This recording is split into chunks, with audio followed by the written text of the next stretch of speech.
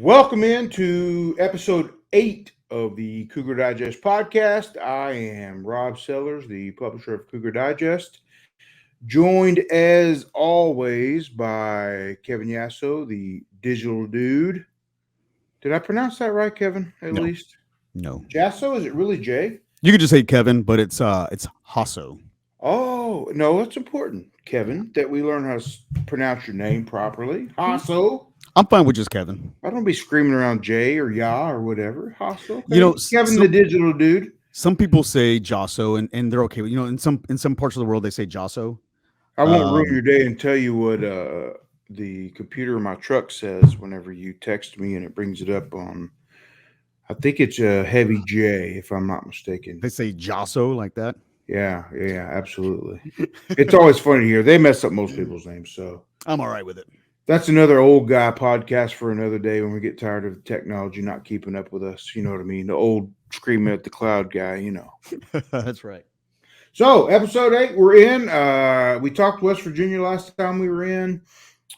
Tremendous end of the game, obviously. Big motivator, big momentum boost, carrying that over to the next week at about as good a time as you could expect it. Texas is coming to town on Saturday, as most people know, and I know everyone's excited.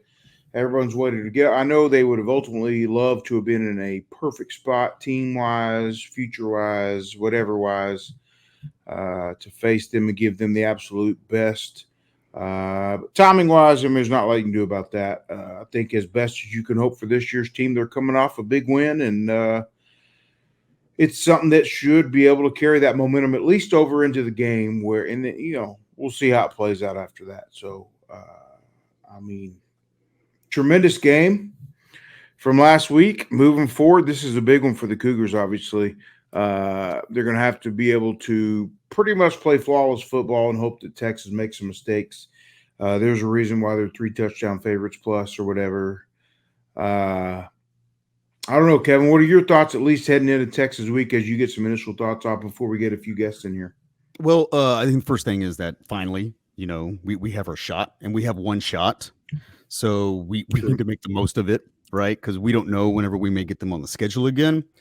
But yeah, I agree with you. Coming off that win of West Virginia, it's definitely a good time to be going into this game with a little bit of extra rest since we had the game on Thursday, right? Right. Of course, Texas has not played since the loss to Oklahoma, and really what I'm hoping for in this game is that they are overlooking us. That is what I'm hoping for. Is that they're not taking this game seriously, but I have a feeling that Sark is going to make sure that they are focused, especially after the loss to Oklahoma. That was probably a wake-up call for that team.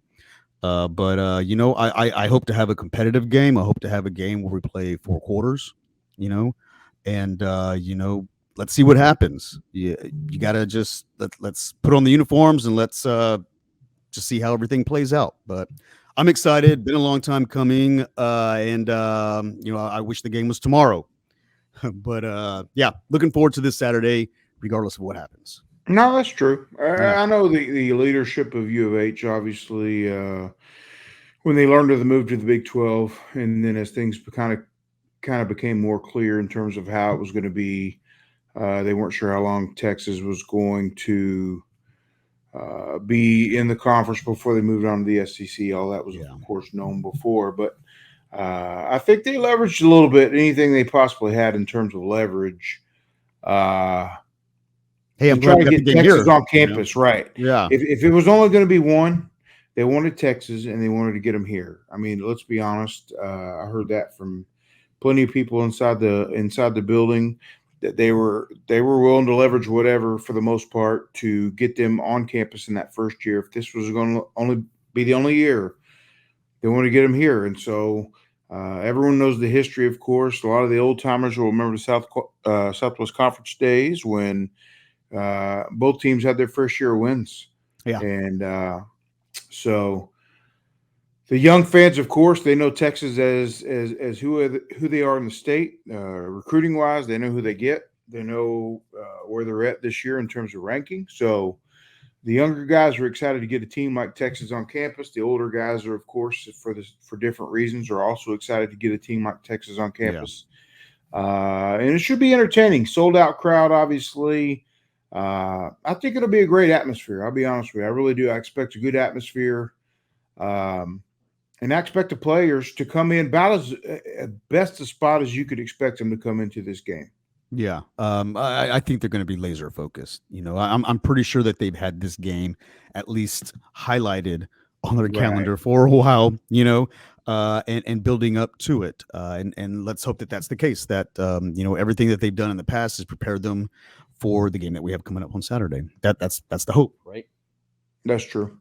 And so as they head into that, obviously we start talking matchups and this and that. We had a behind enemy lines piece that we did this morning with Eric Henry from the 247 site for the Longhorns, Horns Yeah, saw 247. that. Yeah, Good stuff, obviously. And I caught him a little bit with one question there, just in terms of where he thought the future of the Big 12 would be as Texas and Oklahoma leaves.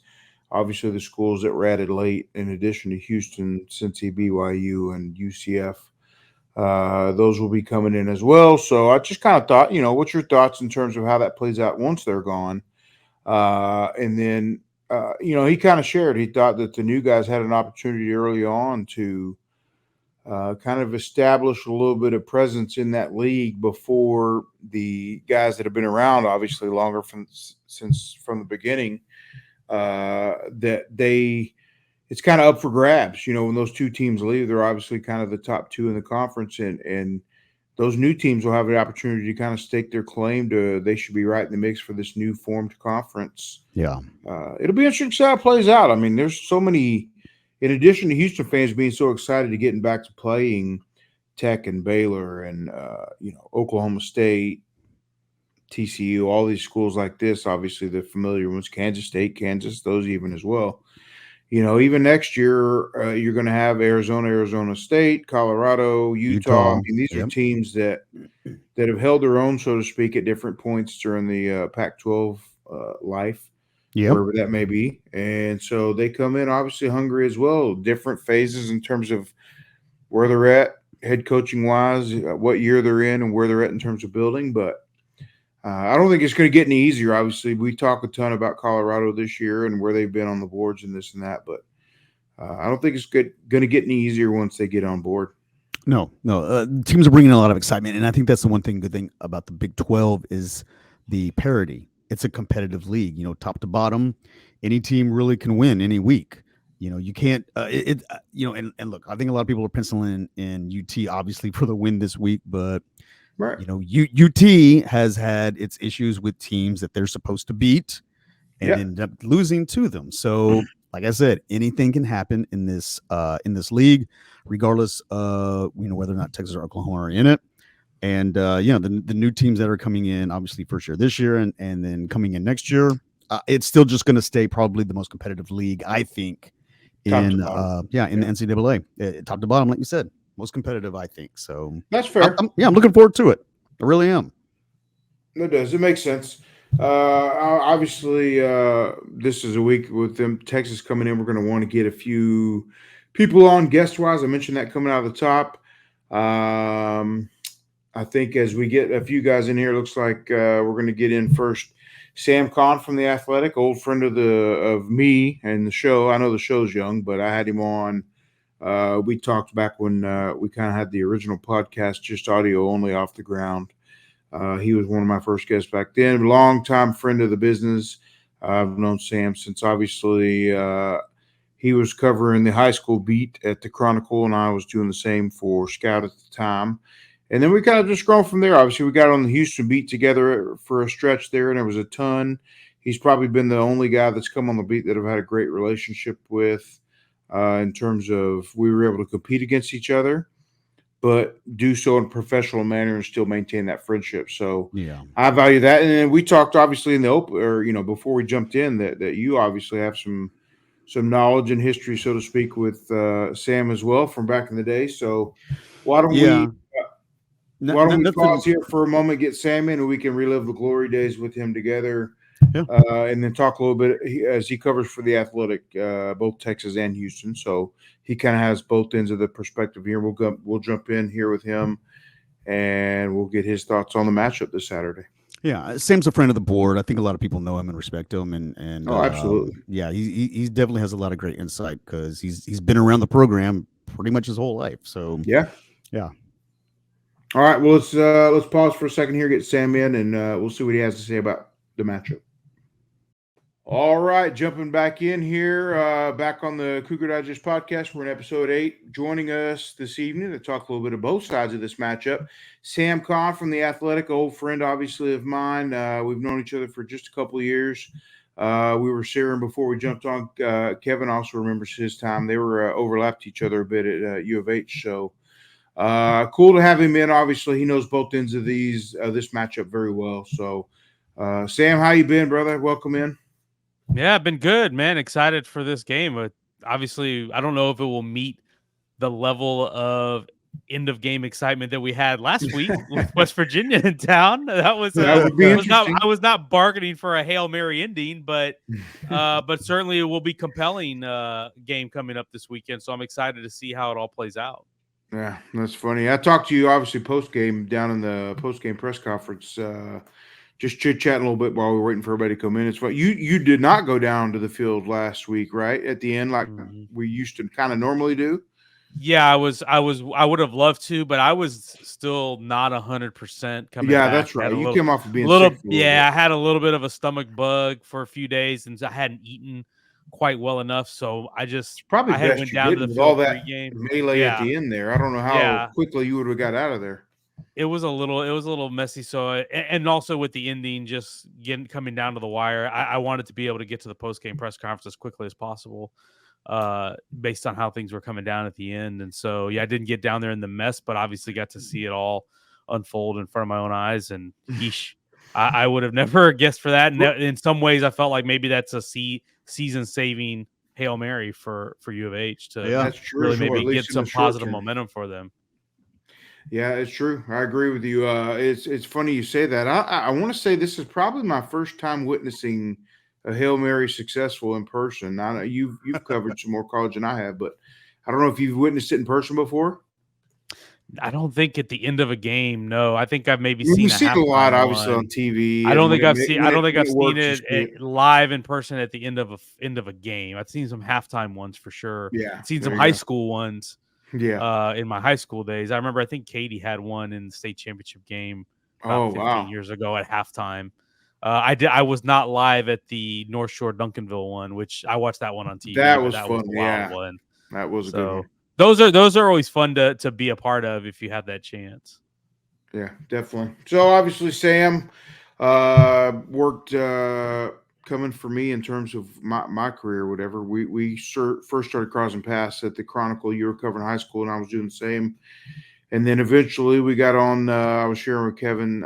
You got on the beat at Houston for a while there with me, and that was some good times. That was kind of the golden era, you know.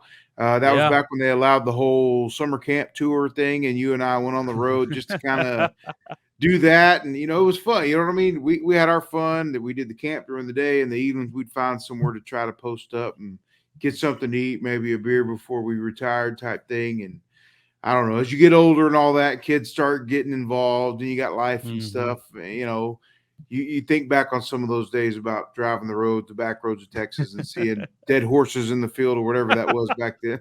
I'm still wondering. I think about that poor horse that we saw and what happened to it. We're literally, real quick, I won't dig into this too deep, but we're literally driving the back roads on the way to some camp between two camps in the summer.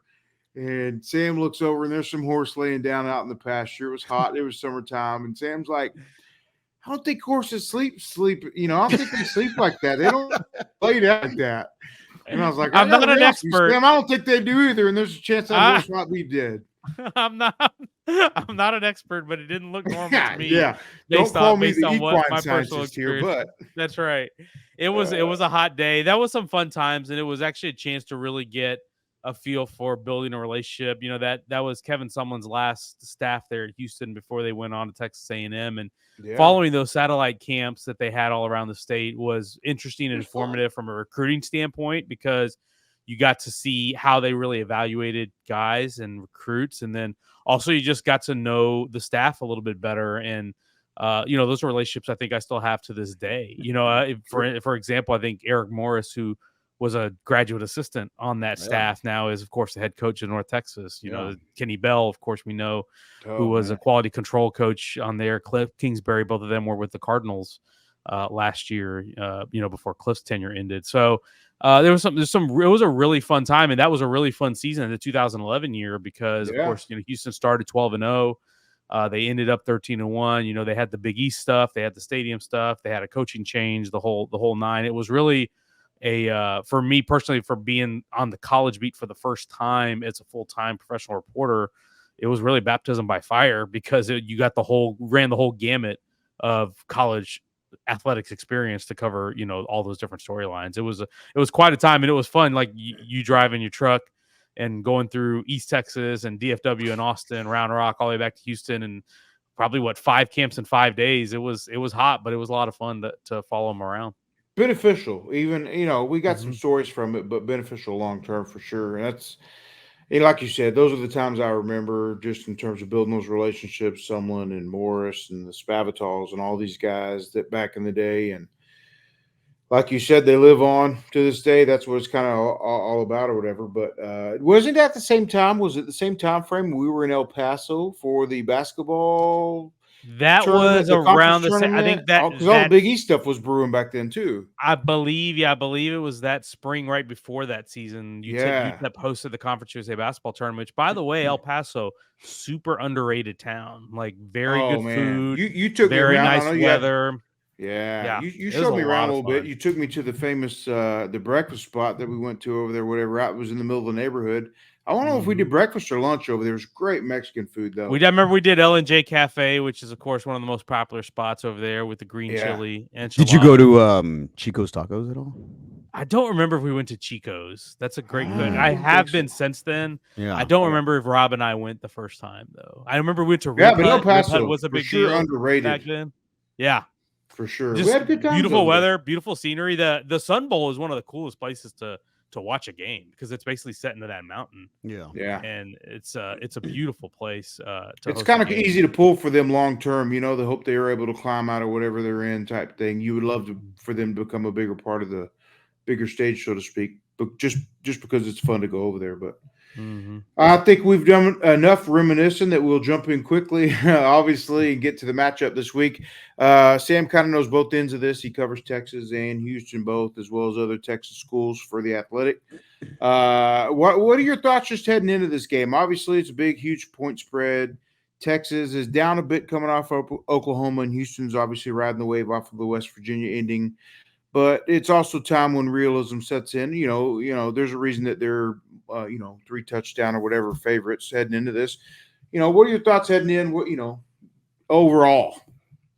Yeah, obviously, like you said, Texas is 3 touchdown favorite justifiably because they are one of the best teams in the country. Yeah. The Oklahoma loss notwithstanding, that this is a team that is loaded on the line of scrimmage in particular, and that's where I think Houston is going to have the most challenging time. Is how do you compensate for a defensive line that Texas has with Tavondre Sweat and Byron Murphy, and then being able to roll those guys, and then the next wave of guys that come in that are almost as good as those starters.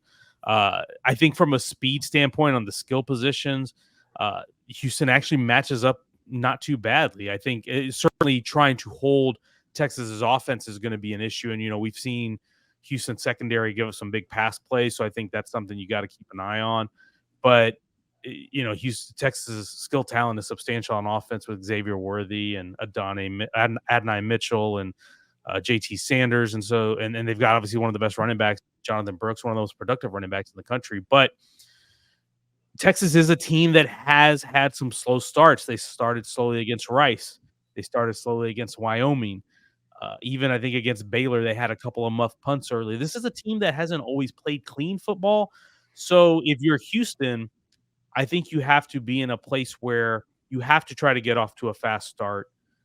If you catch Texas on a day when they are a little bit disjointed early, take advantage of it. They're going to have to. If you're Houston, I think you have a lot of confidence because you just came off your best 4-quarter effort of the season. I think it's fair to say what we saw against West Virginia from start to finish was the best we've seen them play all season.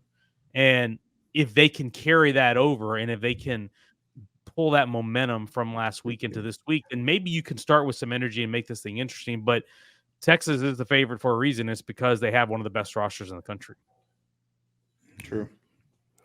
So how does, I mean, you mentioned a lot of points. What is it going to take to win? What should we look for, on the defensive side of the ball when it comes to Texas? We know what their offense can do. What about the defense? Yeah, I think the defense, it's going to be hard to run the ball against Texas just because of what they had. Tavondre Sweat, I think he's about 350, 360 pounds, and he's very strong, very quick. He's hard to move. So I don't expect Dana and Mike Burchett and this offensive staff to try to bang their head against the wall and run inside zone constantly. That's not going to be. I think you're going to see them try to attack on the edges. And try to get to perimeter, maybe use some tempo from time to time just to try to keep Texas in some, if you get some advantageous matchups, to try to take advantage of those. But going up the middle is tough, because going up the middle in the run game is tough. Going up the middle, even in the second level, is tough. They've got, some of the better backers. Jalen Ford is one of the better backers in the country. Yeah. Right now. So I think if you're Houston, you're probably going to have to play on the perimeter. You're going to have to take care of the football. And I think you're going to have to use Donovan Smith's legs, and he's used them really effectively. I thought, the way he used them against West Virginia, really effective. Put them in conflict with your quarterback. So, if he's got that ability to gain yardage with his legs and also beat you with his arm, this is a quarterback who, by the way, beat Texas last year when he was starting for Texas Tech. So he's not going to be scared of them. His confidence will be there. It's a matter of, I think, putting him in those positions to do that. And then if you're Houston on the other side defensively, the one matchup that I would really keep a close eye on is in the interior, is watching their center, which I think they're going to be out without Jake Majors, their starting center, because he got injured in the Oklahoma game. It doesn't sound like he's going to be back for this week. But Chidozie Nwankwo, he had a really impressive performance against West Virginia. He's a guy that can really wreak havoc in the interior defensive line. So if you're Houston, if Dot can come in and have a really strong performance early and be disruptive up the middle and provide some pressure on Quinn Ewers from the interior, then you can maybe disrupt their offense a little bit and get something going. So when I look at Houston having a chance, those are the areas that I think that you're going to have to excel in. I agree about Dot, and he went up against a pretty good center that West Virginia has also. He's a pro prospect as well. So hopefully he's up to the task after going against that center for West Virginia. Yeah. It seems like he's slowly been getting more and more healthy. I know he came back after a couple of weeks, but how that goes with the ankle. You continue to try to get healthy. Will you ever fully be 100% again with an ankle type deal? But he seemed like he had his best game to date last week with West Virginia. And so that I think that's a great point. And as they're able to rotate guys in there, I don't know how much we saw Anthony Holmes last week, which brings the question, of course.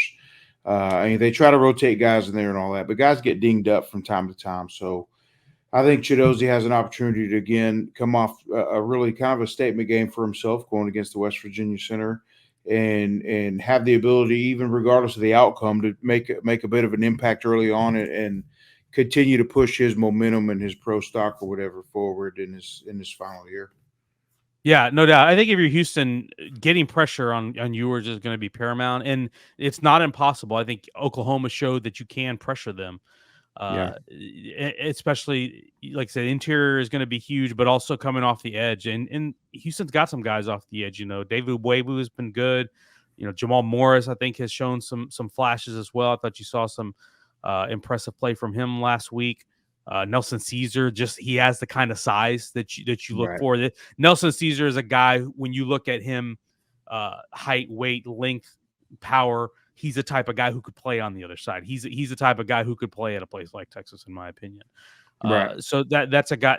Those are guys you're going to have to rely on to try to get some pressure to disrupt their passing game, because if Ewers has time, it's hard. It's really going to be hard to hold them down, because they just have so much talent on the perimeter.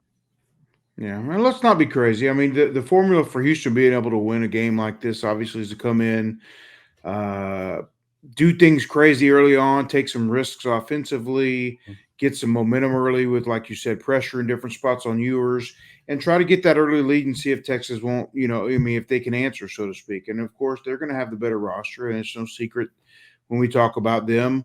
But again, this is what, the old, the old saying that everybody says all the time. This is why you play the games, but. Mm-hmm.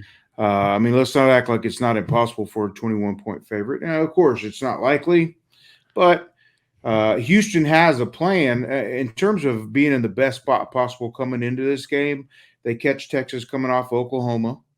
They obviously have the bye week, which gives them extra time to prepare. But Oklahoma may have put some things on film in terms of you can study and learn how it is that you start to go about to try to beat a Texas, so to speak. So obviously, you're not going to have the same roster that Oklahoma's going to have, but you start to see what it is that you need to do in order to do that, and then you try to see if you can do it or not and replicate that and what Oklahoma did to slow them down. So you catch them coming off of that. You come off a momentum building win in the West Virginia game, and you just kind of hope to ride the momentum into the game, and you get to play and see where it plays out. So obviously, not a lot of people are going to put their money on Houston to win the game, but to be fair, there will be people that bet the other way and lose their money. So, how it goes, right? That's why they play the game. Yeah. Yeah, and I'll say this is not a Texas team that's infallible by any stretch. Right. There are some areas they've got to get better. Red zone offense, they've struggled. Their touchdown, they're good at getting into the red zone. They have not been good at punching it in when they get there. I think they're 123rd nationally in touchdown rate. They only score touchdowns on 45% of their red zone trips so far this year. So that's something. So if you're looking for areas that Houston could find an opening, that's one of them. Is hey, can you if your defense holds and keeps that trend, holds them to threes rather than sixes and sevens, then that gives you a chance in this one. You mentioned I like Rob. You mentioned the idea of taking some risks. That's something Texas Tech and their formula of upsetting them last year. That's something that Joey McGuire leaned on a lot. They went for fourth down 8 different times in that game, converted 6 of them, and that was a big driving force behind them winning that game. And then, of course, turnovers. I mean, that's I think is in every game is a key, and Houston's going to have to take care of the ball. And if they're going to want to have a shot, they're going to have to turn Texas over from time to time. But again, this is not a perfect team by any stretch. I think there is a path if Houston can play a clean game and play at a level that we saw for 2.5, 3 quarters against West Virginia. Maybe you can have yourself in this game and then give yourself a shot, and then who knows? But yeah, it'll be fascinating to watch. And the one thing that I'm looking forward to also in this game is just the atmosphere. It's going to be a sellout. It's the first sellout since 2016 when they hosted Louisville. It's going to be probably the largest crowd in TDECU Stadium history, and it's the first time and probably only time in the foreseeable future that Texas will come here. I think the last time they came was 2001. So this is a one-shot deal, and so you're going to have a really charged-up crowd. Middle afternoon should be a nice day. So I think the atmosphere will be really good, and I'm excited about that because the familiarity between these two programs, even though they don't play each other, it's only 2.5 hours apart from each other. You obviously are going to have some players that maybe played some high school ball against each other or together that are going to see each other. You get the old Southwest Conference vibes. And so I'm excited about that part of it too. True. Well, I think that's about it, in terms of picking apart and this and that. That's about as much you can do. Like you said, Houston, all they can hope for is to get in there, try to get an opportunity to, get some points, non-conventional ways. Maybe they get some special teams points. Maybe they get a turnover or 2, and then you see how it plays out after that. Like you said, no one's going to go over the top to try to pick Houston to win this, but let's not act like the path to success is not there, like you said. So this is why they play the games. It's fun. It happens every year, and all you can hope for is a competitive ball game, and keep the crowd into it, keep the students on hand so they don't bail out to the parking lots or whatever. And that is important. I will say that is important. I think for Houston is, can I see an instance where Texas wins this game by 30 or 40? Absolutely. Like they have that kind of talent, and I think it's imperative on Houston to not allow that to happen, because that does really suck the air out of the building. And I think it does have a bad impact on the season. There's been a lot of negativity around this program and the trajectory of this football program because of some of the struggles of the first half of the season. I think it's imperative that Houston is in this game and competitive in this game for the sake of keeping, some hope around this fan base and around this team as going to the second half, because this is still a Houston team that is in conversation to get to a bowl game. And I think if they are to get to a bowl game at the end of this year, I think that's an accomplishment for first year in the Big 12, especially when you consider how the other newcomers are faring so far in this conference. It's not an easy road. So I think not allowing this game to get away from you, I think, is imperative. If they lose, they lose. Like I said, I don't think anybody's going to be surprised by that result. But I think not embarrassing yourself and not getting run out of the building, I think, is imperative for Dana Holgorsen and this squad. Right. True. I think if they can keep it close, the longer you keep it close, like you said, the students are going to stay in. They're going to stay crazy. Those are the easiest ones to get riled up, obviously. And they're going to be into it. If you can keep it close, the fan base will stay in there. And that plays a part into it. You know what I mean? Being able to have that presence and that atmosphere into the second half and loud when Texas has the ball and not making it easy for them. But, if they get out to a quick start and start running away with it, then obviously that affects the atmosphere of the game. So the longer that Houston can stay competitive and stay in there and stay close through whatever means, the better the atmosphere will be. And I think the better the chance they have in order to keep that, competitive into the second half and, see how the things fall out after that. So, yeah. All right. As always, Sam Kahn, old time friend. We're glad to get you on this podcast for the first time. Hopefully the first of many times as we move forward. Look forward to seeing you again next weekend, and I'm sure we'll chat more along the way. But thanks again for lending your time tonight before the Astros get kicked off here shortly. I'm sure everybody's going to be interested in how that plays out. So thanks for coming on, man. No problem. Thanks for having me, guys. Y'all take care. Thanks, Sam. All right, there you have it, folks. Sam Kahn, old friend of myself and new friend and long-term friend of the program. Anytime we're obviously on air, we're willing to get Sam on here. He shared his thoughts on the matchup this week, and obviously he has kind of both ends of this. I think he brings up a lot of great points, Kevin. If you look at the matchup in terms of Saturday, it's going to take some special things to happen for Houston in order to be able to beat them, beat the Longhorns coming in. Let's not make it any kind of secret about that. But like Sam said, I think there's a path there for victory for the Cougars. They're just going to have some things. They're going to have some things go their way in certain points. Yeah. Well, I went back and I was just taking a look at some stats from the UT Texas Tech game from last year, where Donovan Smith led them to the victory. Threw the ball 55 times in that game. So they had a lot of passing. I'm thinking that Texas is probably, a quick strike offense, right? They seem to score pretty quickly whenever they have the ball. So yeah, I think a key here is maintaining possession of the ball, because that was another key that Tech had last year when they beat them, was they pretty much had the ball for 10, 12 minutes longer than what Texas had. So it's obviously ball control. It's hanging on to the ball, not giving it back to them so they can, do they can score quickly off of that. It takes a lot of good things to go right. And it also takes a lot of luck on the other side for the, Texas to kind of shoot them in the foot, hopefully make some unforced, errors and some mistakes that maybe they hadn't planned on, and to take advantage of those mistakes. So yeah, you have to play a perfect game, I think, in order to win, but you still need a little bit of luck on the other side. So it's, again, we keep saying the same thing over and over again. It's, we think we know how it's going to end, but let's play the game and just see what happens, because again, Texas has, in the past, not performed as well against teams that they probably should have beaten. So absolutely. Yeah. I mean, that's fair. That's fair to point out. Is it going to take a perfect game by Houston in order to pull off the upset? Absolutely. Yeah. Are they going to have to get creative in ways and try to score some points in ways they maybe wouldn't normally? Absolutely. They're going to have to win the turnover battle. They're going to have to win the trenches battle in terms of pressure on the opposing quarterback and lack of pressure on Donovan Smith. I mean, these are all things that are not givens, but you know what I mean? It's if they doable. scheme properly, Yeah. if they scheme, at least gives them a fighting chance to get in there and have a fair shot at.